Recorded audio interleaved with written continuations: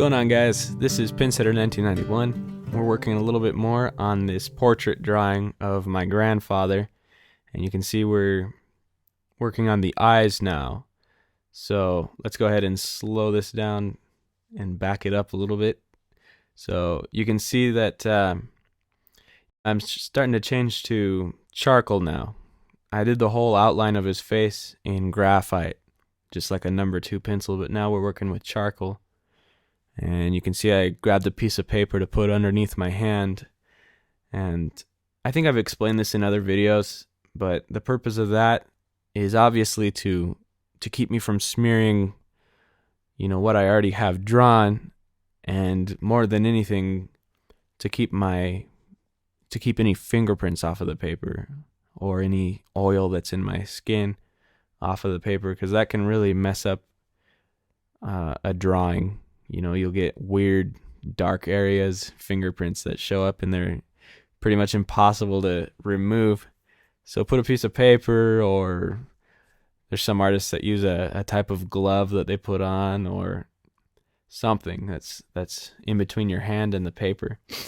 But basically, with the eyes, I almost always start with drawing the eyes. I don't know why. I don't know if that's something that you should do, but it's something that I pretty much always do. I don't think I've ever started a portrait, with the hair or the ears or anything. I almost always start right with the eyes. And basically, the best advice I can give, I guess, would be, I start by darkening a little bit the outline that I've already made with the graphite. And sometimes charcoal doesn't mix that well with graphite, so you might want to erase the graphite a little bit and leave just the lightest lines. But basically, you're darkening those lines, and the darkest parts of the eye are going to be the top eyelid. And you can also see there's another line above the top eyelid, just that fold of skin that a lot of people get. Most people get when they open their eye. There's a lot of people that don't have that also. It really depends on who you're drawing. But you can see that's a fairly dark line, the top eyelid. Also the line that I'm drawing right now that goes around the iris. And probably the darkest line or darkest area would be the pupil, the very center of the iris. So now we're going to shade a little bit inside the iris. And something that I really like to do is, when I was looking at my own eye just really close in the mirror, looking at a few pictures, close-up pictures of eyes, you can see an interesting kind of effect that's going on. That looks like a wagon wheel, is what one of my teachers explained to me back in high school. I took my first art class I took. My teacher explained that all these little lines inside the iris kind of jet out from the center in all directions, and it looks like the spokes on like a wagon wheel or a bike wheel. So I draw lots of little lines going out from the center, and of course they're darkest at the pupil and at that outside line that goes around the iris. So kind of shade in that a little bit. And then I start looking at the eye and trying to see the darkest areas. Sometimes it helps a lot of people to squint while they're looking at the reference image or at the person that they're drawing. Squint your eyes just to see like the tones or the values of the darkness of their skin or the shadows. Then you just kind of lightly draw those in. And something that I do a lot, and that I'm going to do in this drawing, is I'll draw over the shadows, pretty much all of them around both of the eyes, and then I'm going to end up I'm just going to grab a piece of tissue paper and blend them in. So this part isn't like super crucial. Putting in a lot of details isn't necessary right now. Mostly just trying to get the value or the darkness of these shadows. Because really you're just going to be blending them in a few minutes. You can see that I'm just going around the eye, seeing which areas are the darkest. You know, my grandpa, he doesn't have very dark eyebrows. You can't really see them. So I'm not going to add a whole lot of shading up there around his eyebrows, but it's mostly right around his eye, the top eyelid, his pupil. And the other thing that you probably notice is that you can see in his pupil or in his eye, right in the iris, I left a white spot. And I love doing this because it really adds a lot of, I don't know, like life to the subject that you're drawing, to add that little light area. You can see I'm shading around that light area right now. I'm being careful not to color it all in. I leave that one little white spot. And that's just the reflection that pretty much everybody gets, you know. In any case, there's usually some kind of light reflecting off of the eye. And you can see I'm using the circular lines again for his other pupil, his other iris. Just to mention the pencil that I'm using right now, I'm just using a soft General's pencil. A lot of times I'll use a medium one on this part. Try not to use a hard one yet because I'm going to be trying to blend a lot in a few minutes, and the hard ones are usually, you know, it's a little bit difficult to blend. So I usually start with a softer pencil and can move on to a harder one later. A lot of people usually have like some shadows here underneath the eyes that I'm working on right now. You got to imagine that, you know, inside or just beneath his skin, there's an eyeball.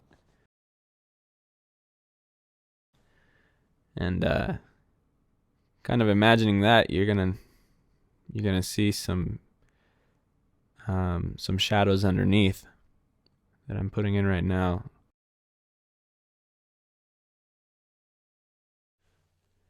So I'm gonna fast forward this a little bit.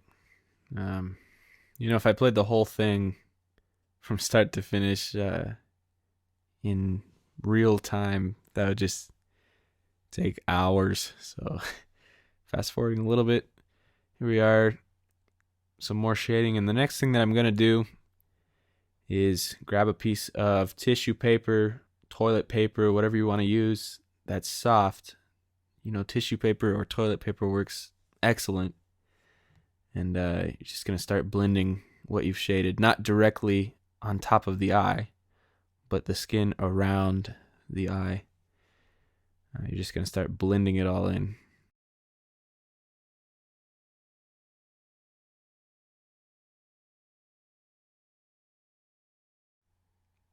You know, I guess there's not really a whole lot of like technique to this part, but you know, you just want to get the tone that you think looks good. You know, the closest to the reference image. The next thing that I grab is something that's called a tortillion.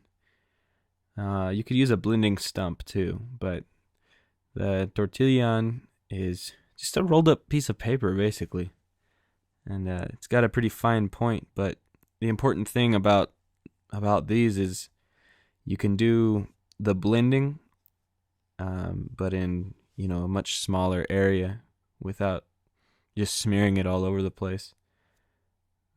So like the shadow that I'm doing right now on his actual eyeball that you pretty much always find underneath the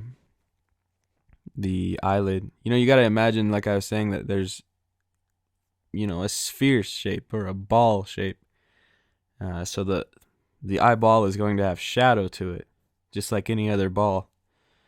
So you want to draw the shadows in there, not just leave them completely white. Otherwise, they'd look more two-dimensional. But, you know, a tortillion really helps with that because it's got a fine point to it. Or you could use a blending stump. Those have usually it's a little bit like thicker tip to them, but you could probably even use a Q-tip. I'm not sure how good the results are going to be with a Q-tip, because that doesn't have a really fine point. But it's definitely important to have a tool like this, something similar. You should be able to find it pretty easily. So yeah, that's pretty much what I'm doing with this, is just the blending that I wouldn't want to do with that huge piece of tissue paper. And you can see under the eye I'm adding some shading now. You can really add some fine stuff in there, make some wrinkle type effects going on. And I'm also going to add to that effect even more in just a second with an eraser. That's something that I always use. It's actually a special type of eraser that maybe you've seen before. One of these, it's called a kneaded eraser, and it kind of looks like a piece of chewing gum. But these you can find all over the place too. You can find in any art store should have them. If not, you can get it online. This one's made by Design is the brand, but it can come in. That's a pretty large one, but there's smaller ones also. And basically, you just kind of have to soften it up a little bit and shape it into whatever form you want. And you can use it to do highlights. It works very well on charcoal. It'll lift charcoal right off the paper, depending on how soft the charcoal is. But you can do some great highlights in there. So right now I'm kind of, always looking at the reference image, seeing where the light is hitting his eye, and just taking some of the charcoal off with the eraser, making it a little bit lighter. A few people have asked me if you can use that sticky tack stuff. I don't really know what it's for. It's for like hanging posters and stuff like that. So people ask me if that's okay, and I would say probably not. That's just way too sticky. I don't think it's gonna help very much, because just the difference in texture and consistency it's just a huge difference between the sticky tack stuff or blue tack or whatever it's called and the kneaded eraser. But you should definitely find yourself a kneaded eraser. These things work great, especially for, you can see I was fixing up the highlight a second ago, the little reflection in his eye, and it just works very well for lightening up whatever area you want. Alright, so just going to speed things up again, but basically I think you get the idea of what we're doing. We're kind of switching back and forth between the different materials, the tortillion, the charcoal, the tissue paper, just to get the shading that you want and the details that you want. Mostly working on the shadows, and then you grab your eraser to go, put in more highlights.